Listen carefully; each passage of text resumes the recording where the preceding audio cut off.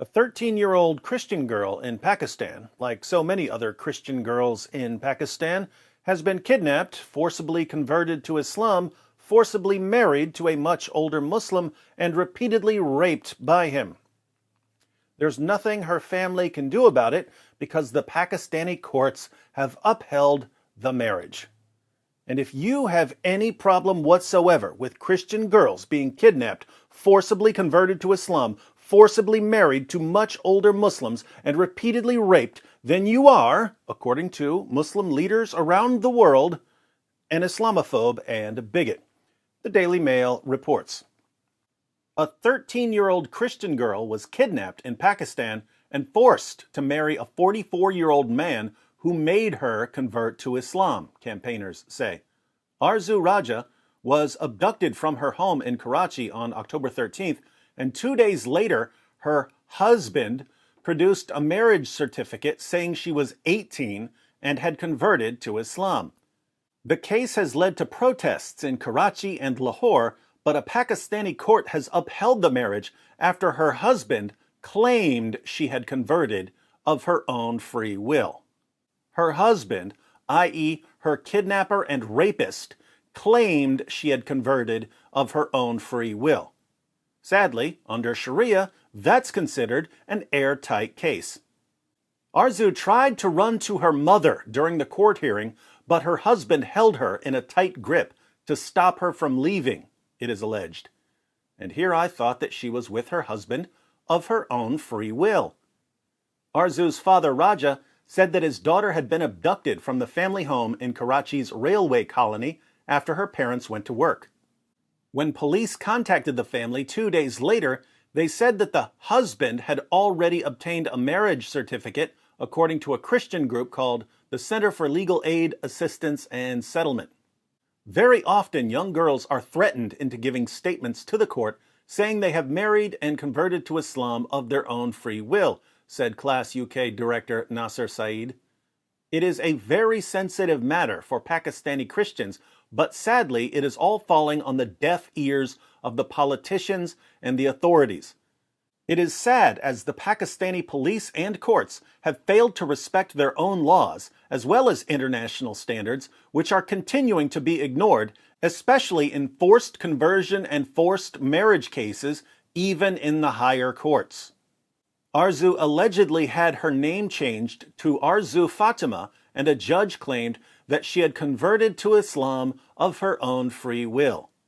Funny how Muslim kidnappers and their judicial enablers keep saying what Arzoo Raja is doing of her own free will, even as she's being physically restrained by her rapist. At a court hearing, the husband allegedly held on tightly to her arm to stop her reaching her mother, who was not allowed to meet her daughter. That's strange. If she converted to Islam of her own free will and married a Muslim of her own free will, why wouldn't she be allowed to talk to her mother? The certificate said she was 18, but the family has a birth certificate showing she is 13, according to a Catholic organization called Aid to the Church in Need. So, her parents have her birth certificate showing that she's only 13 years old. But her husband, i.e. her kidnapper and rapist, produced a new document which says that she's 18 years old. Again, under Sharia, this is considered an airtight case for the rapist. For the husband. The charity says that Arzoo's parents have lost their jobs and been threatened by kidnappers since their daughter disappeared. Notice, their daughter gets kidnapped, forcibly converted to Islam, forcibly married to her kidnapper, and repeatedly raped by him, and the Pakistani courts put their stamp of approval on all of this. But since the parents are Christians and they object to this, they lose their jobs and they're being threatened by Muslims. And again, don't forget that if you have a problem with any of this, you're an Islamophobe and a bigot. According to figures from the campaign group Girls Not Brides, around 21% of girls in Pakistan are married before the age of 18. The group says that traditionalist customs and religious views mean some families believe they should marry off their daughters once they reach puberty. As revolting as it is to marry off daughters as soon as they reach puberty, Keep in mind that this is far more ethical than Muhammad and the Quran. Muhammad had sex with a prepubescent girl named Aisha, and the Quran promotes marriage to prepubescent girls. So Pakistani Muslims are actually living far better lives than their prophet lived. Low levels of education are also described as both a cause and a consequence of child marriage, it says. In 2017, Pakistan's government tried to crack down on child marriage by imposing prison sentences up to 10 years for offenders. Laws against child marriage just don't work in Muslim countries, since Muslim religious leaders will always point out that such laws contradict the teachings and example of Muhammad. Why are Christians treated like garbage in Muslim countries? It's because Allah declares that Christians are garbage. Surah 98, verse 6 of the Quran. Verily, those who disbelieve in the religion of Islam, the Quran, and Prophet Muhammad, from among the people of the Scripture, Jews and Christians, and al-mushrikun, those are idolaters, will abide in the fire of hell. They are the worst of creatures. Christians, like other non-Muslims, are the worst of all creatures, lower than dogs, lower than pigs, lower than insects.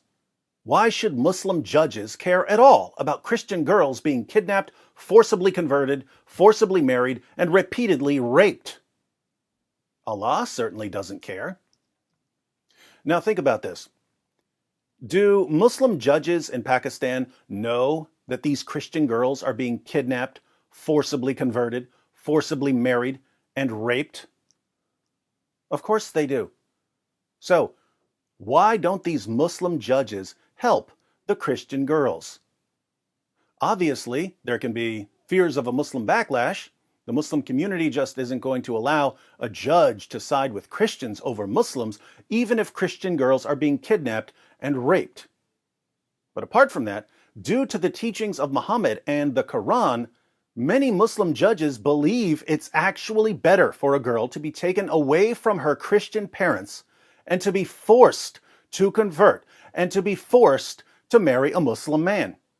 That girl will be better off as a Muslim with a Muslim family than as a Christian with a Christian family. So the judges protect kidnappers and rapists due to their tremendous love of Allah and Muhammad. And how do Pakistani leaders like Prime Minister Imran Khan respond to the blatant anti-Christian persecution in their country? They respond by lecturing us on morality and by demanding that we respect the religion that's been causing this anti-Christian persecution for 14 centuries. Good luck with that, Pakistani leaders. I have a feeling that the world is getting awfully sick of respecting a religion that has no respect for us.